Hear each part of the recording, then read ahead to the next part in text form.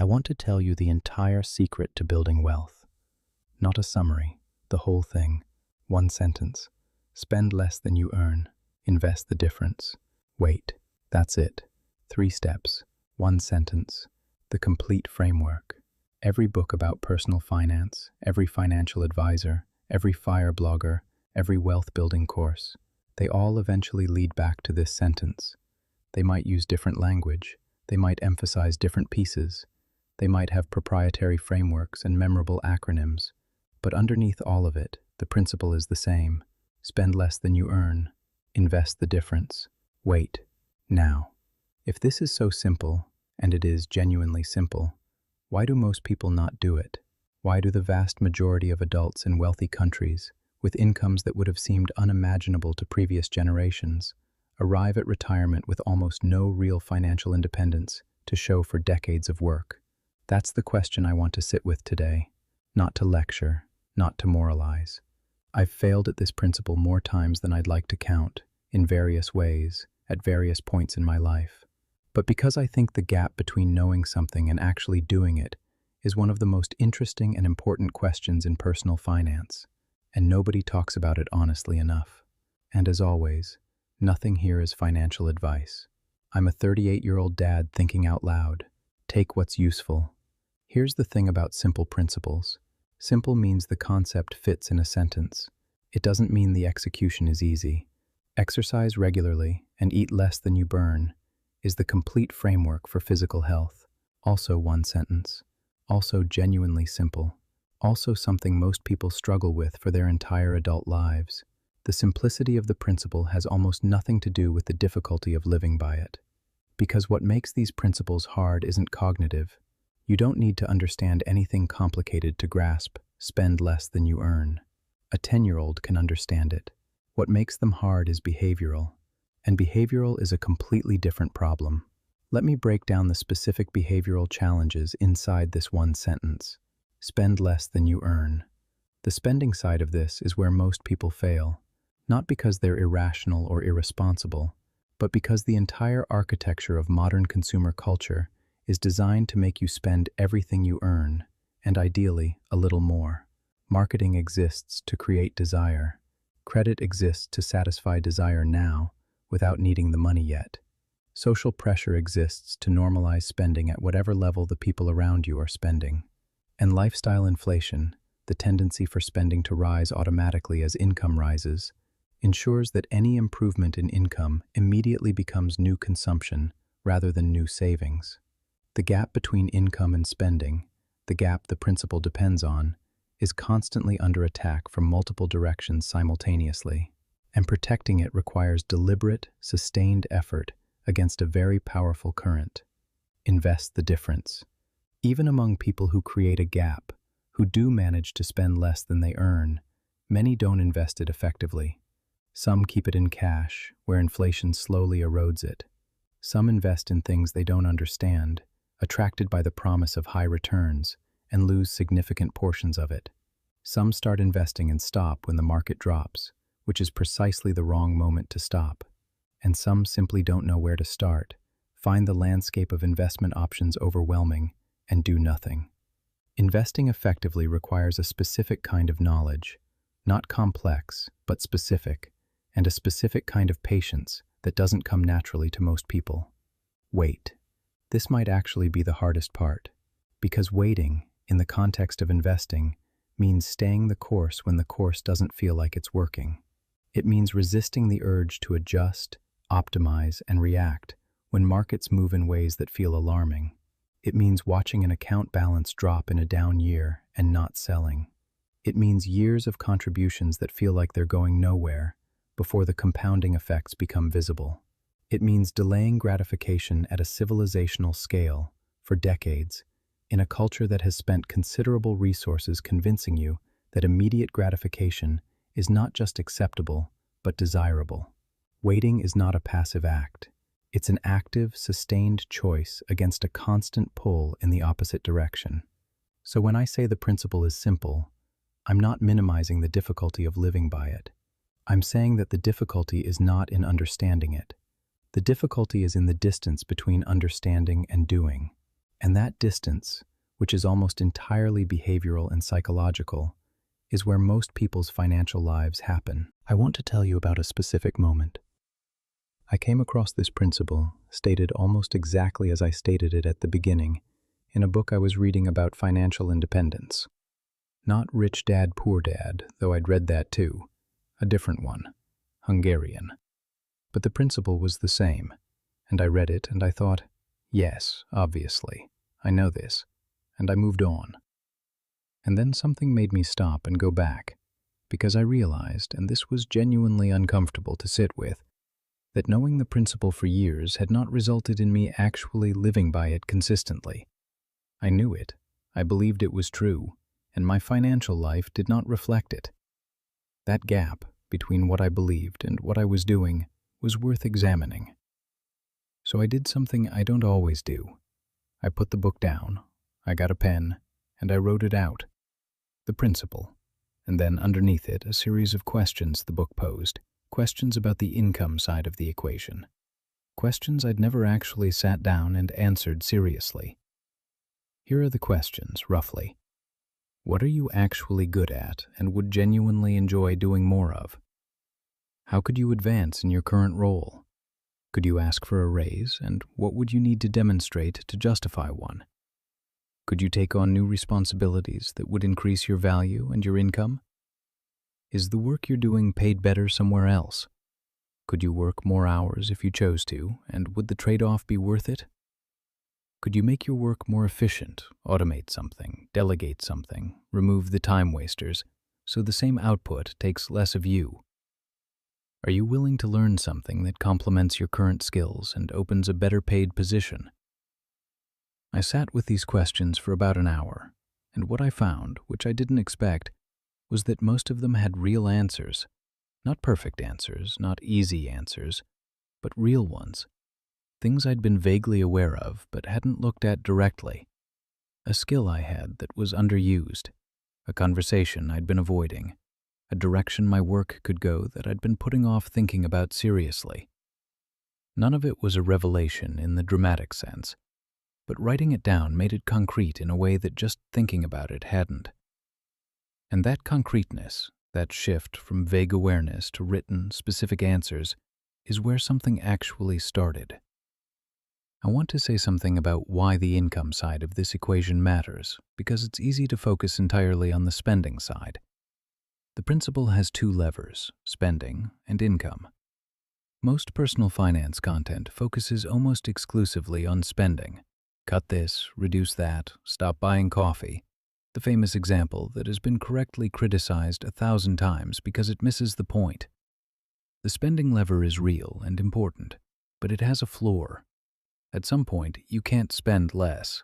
You've cut everything that can be cut. You're living on the minimum required for a functional life. And the gap between income and spending is still too small to build anything meaningful. The income lever has no ceiling. Income can grow. Skills can be developed, value can be created, new directions can be pursued. The most powerful version of this principle isn't just spend less, it's earn more and spend less at the same rate. That combination, growing income while holding spending relatively stable, is what produces a gap large enough to actually do something with. I want to talk about Rich Dad, Poor Dad here, because it's probably the most widely read personal finance book of the last 30 years. And it has legitimate critics. Some of the specific investment advice Kiyosaki gives is questionable, and some of his personal conduct around money has been controversial. I'm not here to endorse the man or everything he's done, but the core insight of the book, the one that has actually helped millions of people think differently, is genuinely valuable. And it connects directly to the principle I'm talking about today. The core insight is this: a high income alone does not create wealth. What creates wealth is building assets, things that put money in your pocket rather than taking it out. Kiyosaki distinguishes between assets and liabilities in a very specific way. An asset is something that generates income, a rental property that produces rent, a stock portfolio that produces dividends, a business that runs without requiring your constant presence. A liability is something that costs money to maintain, a car that requires insurance, fuel, and maintenance, a house you live in that requires mortgage, property tax, and upkeep, consumer debt of any kind. The way most people earn money, spend it, and save what's left is exactly what's keeping them from moving forward. The rich, in Kiyosaki's framework, spend their working years building the asset column. Everything that comes in goes, first, into things that will produce more money. Luxuries are bought with the returns from assets, not with the income from labor. The poor and middle class buy liabilities, things that feel like assets but aren't. The house that's your primary residence, the car, the expensive hobby. These things have value. Some of them are enjoyable and reasonable, but they don't produce income. They consume it.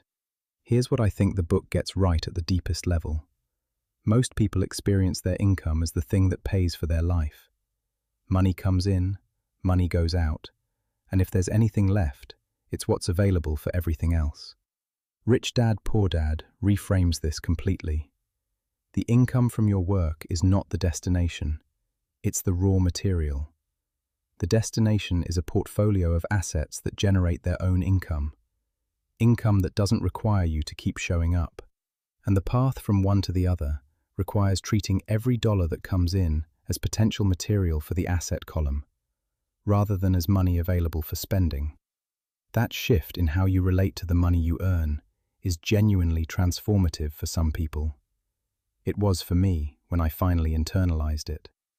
Not, what can I spend this on? What could this become if I put it to work? Now, I want to be honest about what I think Kiyosaki gets wrong, because I think the picture is incomplete if I don't.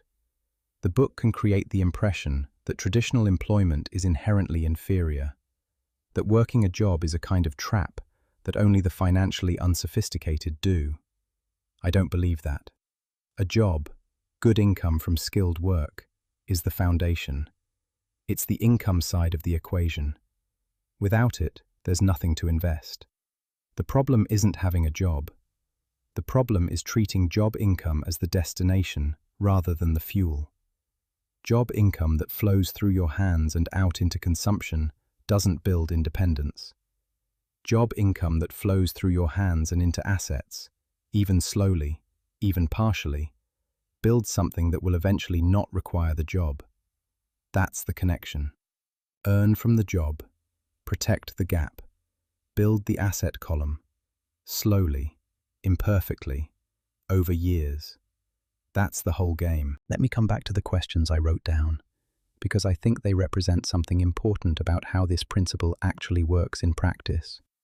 Most people, when they think about improving their financial situation, think about one of two things. Either they think about spending less, cutting back, reducing expenses, living more frugally, or they think about investing, finding the right vehicle, the right strategy, the right allocation. Very few people think carefully and systematically about the income side. Not just, I want to earn more, that's vague, but specific, honest questions about where the income could actually come from and what would be required to get it there. The questions I listed earlier are those specific questions. What are you genuinely good at? That's not a motivational question, it's a market question. Skills that are scarce and valuable generate income. Skills that are common and easily replicated don't. Knowing honestly where you sit and where you could move is practical, not philosophical. Could you ask for a raise? This one surprises me how rarely people actually do it. Not aggressively, not unreasonably, but with a real case, a documented record of value, a clear articulation of what you've delivered and what you're worth in the market. Most employers don't proactively optimize your compensation. That's not malice. It's just that they're managing 100 things, and your salary isn't top of mind unless you make it top of mind. The people who earn what they're worth are usually the ones who ask, is this work better paid elsewhere? This is one of the most direct income levers available and one of the most underused. Job switching, done thoughtfully and at the right moments, is historically one of the most reliable ways to increase income faster than annual raises allow. I'm not saying change jobs constantly, But knowing what your skills are worth in the market and being willing to act on that knowledge is a legitimate income strategy. Could you make your work more efficient? This one is specific to people who work in ways where output matters more than presence. If you can produce the same quality of work in less time, through automation, better systems, eliminating the things that consume time without producing results, you've effectively increased your hourly value. You have more time that could be used for other income-producing activity, or for the things that actually matter to you. Are you willing to learn something new? This is the long game. A skill adjacent to your current expertise that opens a better paid position. A certification that qualifies you for a different role. A direction that your industry is moving that you could move toward ahead of the curve. This requires time and effort now for income later. But it's one of the most reliable ways to structurally increase what you earn, not by asking for more, but by becoming worth more. Here's what writing down the answers to these questions did for me. It made the income side of the equation feel like something I could actually influence, rather than something that just happened to me based on external factors I couldn't control. And that shift, from passive to active on the income side, combined with deliberate protection of the spending gap, is what the principle actually requires. Not just knowing the sentence, acting on both sides of it. There's one more part of this I want to address, because even people who understand the principle and start acting on it, who build the gap and start investing, often don't continue. The consistency required is longer than most people expect. In the first year, the results are almost invisible. You've saved and invested some amount. The account has grown slightly. The difference between where you started and where you are feels insignificant. And this is where a lot of people quietly stop. Not dramatically, not in a moment of crisis. They just don't do it next month, and the month after that. And 6 months pass, and they haven't contributed anything, and the account just sits there, unchanged, while life continued. In year 3, there's more. Still not dramatic, but more. Year 5, you start to see something. The compounding begins to become visible. The account is growing in ways that feel related to time rather than just to your contributions. Year 10, it becomes undeniable. The money is working. Not just sitting, actually working. The returns on the returns are starting to dwarf the original contributions. But most people quit before year 5. Not dramatically, not in a single decision. They quit through drift. A bad month becomes a missed investment. A missed investment becomes a gap in the habit. The gap grows. I'll get back to it when things stabilize. And things never fully stabilize because life doesn't stabilize. The consistency that compounding rewards is the consistency that ordinary life constantly works against. There's a specific version of this that I think is particularly common for people with irregular income. When income is predictable and stable, building a consistent investment habit is relatively straightforward. You know what's coming in. You protect the gap. You automate the contribution. When income varies, when some months are significantly better than others, when there are good quarters and hard quarters, consistency is harder. Because the months when income is low create pressure to pause or skip, and the months when income is high create temptation to spend the surplus rather than invest it. I work from home. My income isn't a salary, it varies. And this variability, which has its advantages, makes the consistency challenge real. What I've found useful is this. Instead of a fixed monthly contribution, a fixed percentage. A percentage of whatever comes in, not a number, but a fraction, that moves automatically before the rest is allocated. When a month is small, the contribution is small. When a month is large, the contribution is large. But the habit exists. The mechanism runs. The investment happens every time, proportional to reality rather than based on an assumption about what the month would be. This is not a perfect solution. It's the solution that has worked for me better than the alternatives. I want to say something about what actually helps with this, from my own experience. automation. The investment that happens before you see the money, that moves from your account on a fixed schedule, automatically, before you've had a chance to not do it. That's the investment that actually happens. The investment that requires you to actively decide each month, in the context of whatever that month is throwing at you, whether this is a good month to do it. That's the investment that often doesn't happen. The most consistent investors I've read about and spoken to are almost uniformly people who automated the decision early and then left it alone. They didn't rely on motivation, they relied on systems. Because motivation fluctuates, systems don't. The principle requires consistency over years. Consistency over years requires systems, not willpower. Set up the system, protect it, let it run. Let me go back to the beginning. Spend less than you earn. Invest the difference. Wait. That's still it. Nothing I've said today changes the principle. What I hope I've added is some honesty about what makes it hard. Not the understanding, the execution. The execution requires protecting the gap from a culture that wants to close it. It requires being active on the income side, asking the honest questions, making the moves, building the skills. Not just passive on the spending side.